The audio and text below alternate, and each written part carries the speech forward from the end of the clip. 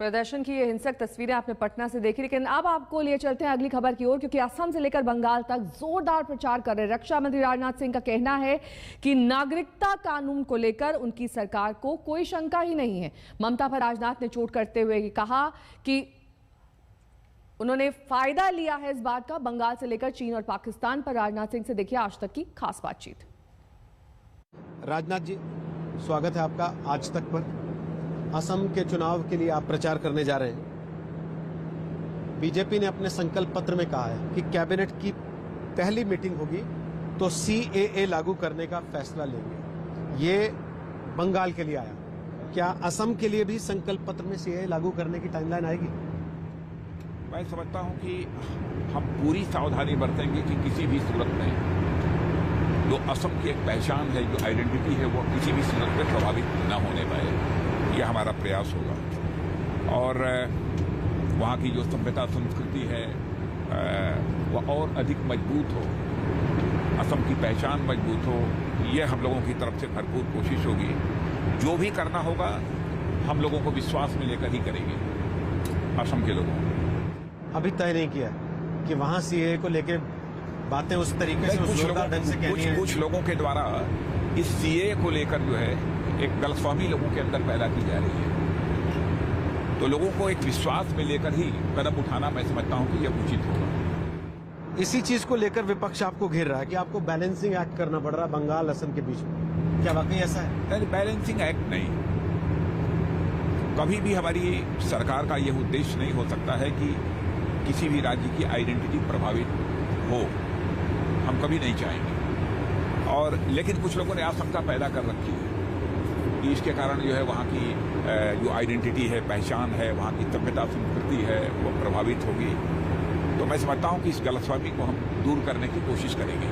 ऐसा क्या हुआ कि पिछले 1-1.5 साल में सीएए एनआरसी को लेके असम से ही जो चीजें खड़ी हुई थी, अब उसी असम में उन बातों को कहने में या उन पर चर्चा करने में पार्टी को हिचक हो रही है? मैंने कोई संकोच नहीं है, कोई संकोच नहीं है। मैंने तो मात्र इतना ही कहा है कि जो भी हमको करना होगा वहाँ के लोगों को विश्वास में लेकर ही हम करेंगे।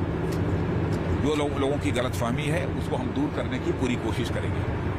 हिमंता बिस्वा शर्मा का बयान है, उन्होंने कहा कि असम में एनआरसी और सीएए डिस्कोर्स में नहीं है। असम में एनआरसी और सीएए डिस्कोर्स में नहीं है। मैंने जो कुछ भी कहा हो, लेकिन जो मैं कह रहा हूँ वो हमारी अपनी बात है। क्या आप जब असम में बातें करेंगे, प्रचार के लिए जाएंगे, उसमें सीएए का जिक्र होगा या फिर अब सीएए बैक सीट पर है? अब देख लेंगे, वहां पर जैसी स्थिति बनेगी, जहां आवश्यक होगा वहां इसके संबंध में चर्चा करेंगे। लेकिन इस समय जो मैं बात कह रहा हूं, यही बात बोलना होगा यदि मुझे, तो मैं जनता के बीच बोलूंगा। कांग्रेस ने कहा कि हम 5 गारंटी दे रहे हैं असम के लिए, उसमें से एक है सीएए को खत्म करेंगे। केंद्रीय कानून को असम से खत्म करने की बात, क्या ये? देखिए, ऐसा है, कांग्रेस के द्वारा जितने भी आश्वासन, चाहे बंगाल हो अथवा असम हो अथवा देश का कोई राज्य हो, उसमें जो आश्वासन दिए जा रहे हैं वो बेमानी है। तो कांग्रेस भी हकीकत को जानती है कि किसी भी सूरत में केंद्र में आगामी कई वर्षों तक कांग्रेस सत्ता में आने वाली नहीं है। यह तो आम जनता को गुमराह करने की एक कोशिश है कांग्रेस की तरफ से। और मेरा यह मानना है कि जनता की आंखों में धूल झोंक कर कभी भी किसी राजनीतिक पार्टी को अथवा राजनेता को नहीं करनी चाहिए। राजनीति यदि करनी चाहिए तो जनता की आंखों में आंख डालकर राजनीति करनी चाहिए।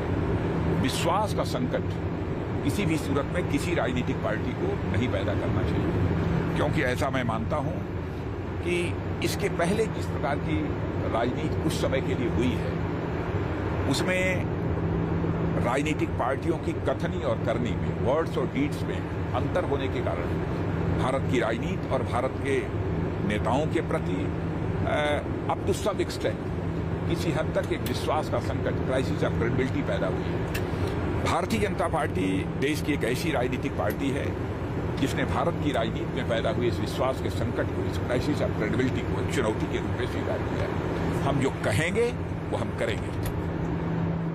ये चुनाव क्रेडिबिलिटी का चुनाव है, ये चुनाव मुद्दों का चुनाव है, या पिछला 1 साल जो पूरे देश ने देखा है, महसूस किया है, उससे बाहर निकलने का और उससे आगे बढ़ने की दिशा में एक सपना बेचने का चुनाव? सपना बेचा नहीं जाता।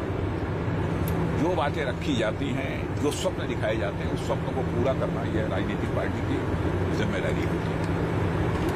और आपने देखा होगा केंद्र में भी हमारे प्रधानमंत्री मोदी जी के नेतृत्व में जो सरकार बनी है, उसमें इलेक्शन मैनिफेस्टो जब तैयार हो रहा था, हम लोगों ने पूरी सावधानी बरती। वे ही सब सारे मुद्दे इलेक्शन मैनिफेस्टो में डाले जाने चाहिए जिन पर हम अमल कर सकें, जिसे हम पूरा कर सकें। ये हम लोगों ने सावधानी बरती। इतना ही नहीं, बल्कि 1951 में जब भारतीय जनसंघ के रूप में हमारी स्थापना हुई थी, उस समय जो हमारे मुद्दे थे, उन मुद्दों को भी हमने सरकार बनने के बाद, यानी संसद में क्लियर मेजॉरिटी पूरी पाने के बाद हम लोगों ने उसे पूरा किया है। असम में जो बीजेपी की तरफ से बड़ी बात की जा रही है, जो स्थानीय नेता भाषण दे रहे हैं जाके, वो कह रहे हैं असमिया संस्कृति बनाम मियां कल्चर। क्या कांग्रेस और बदरुद्दीन अजमल के एक साथ आने के बाद बीजेपी को अपनी रणनीति पर पुनर्विचार करना पड़ा? देखिए, एयूडीएफ का जहां तक सवाल है, एयूडीएफ ने समाज को बांटकर बराबर जो है राजनीति की है। हमारा यह मानना है किसी भी राष्ट्रीय राजनीतिक पार्टी को ऐसी राजनीतिक पार्टियों के साथ समझौता नहीं करना चाहिए जो कि जाति, पंथ, मजहब के आधार पर राजनीति करती है। जो राजनीतिक पार्टियां इंसाफ और इंसानियत के आधार पर राजनीति करती हैं, उनके साथ गठबंधन करिए, हमको कोई आपत्ति नहीं। लेकिन ये कहना असमिया संस्कृति वर्सेस मियां संस्कृति, क्या ये आपको अल्पसंख्यक वोट से पूरी तरह काट नहीं देगा? नहीं, मैं देखिए, समाज का कोई भी वर्ग हो, हम किसी भी वर्ग से कोई नफरत नहीं करते हैं। मैं दो टूक शब्दों में कह देना चाहता हूं, जो भी भारत का नागरिक है, वह चाहे किसी भी जाति, पंथ और मजहब का क्यों न हो, हम सभी को समान नजरिए से देखते हैं। हम कास्ट, क्रीड और रिलीजन के बेसिस पर कोई भेदभाव नहीं करते। असम में आपकी 2 रैलियां, बंगाल में भी आप लगातार प्रचार कर रहे हैं, आपने सौरभ का सिक्सर भी याद दिलाया। अब सवाल यह है कि बंगाल में खेला हो बे, या फिर जो प्रधानमंत्री कह रहे हैं कि जोर से छाप और अब की बार टीएमसी साफ? देखिए, खेला हो बे, एक खेला हो बे तो तोलाबाजी का खेला ना हो बे, कटमनी का खेला ना हो बे, भ्रष्टाचार का खेला ना हो बे।